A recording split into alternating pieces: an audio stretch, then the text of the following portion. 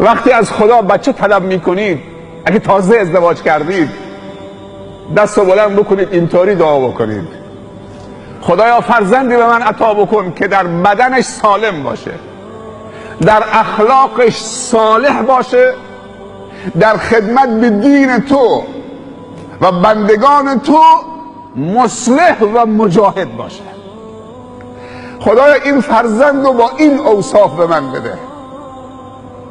و وقتی دادی خدایا به عنوان سرباز بدون مرخصی خودت فرزند منو تو لیست مجاهدین دین خودت و راه خودت و نصرت بندگان خودت اسم فرزند من، چه دختر باشه چه پسر باشه، بنویس سرباز بدون مرخصی.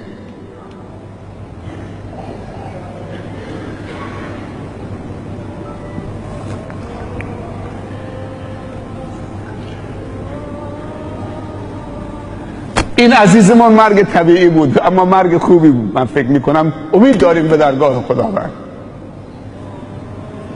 اگر میخوای خدا چیزی بهت بده، برای برادرت چیزهای خوب از خدا تقاضا بکن. پیامبر صلی الله علیه و سلم میفرمایند اگر کسی در خلوت خودش برای برادر و خواهر مسلمانش دعای خوبی کرد، خداوند فرشته‌ای در مقابل او میفرستد. همون لحظه ای که دعاش تمام شد، فرشته دست بلند میکنه به درگاه خدا، میگه ولک مثل ذلک، خدایا برای خودش قرار بده اون چیزی که برای برادر و خواهرش از تو تقاضا کرد. دعای من و تو به اجابت نزدیکتره یا دعای فرشته معصوم؟ اگر میخوای به چیز خوبی برسید، چیز خوب برای برادران و خواهران تقاضا بکن. اگر میخوای مشکلت حل بشه، برو مشکل دیگران حل بکن که گره زندگی تو حل خواهد شد.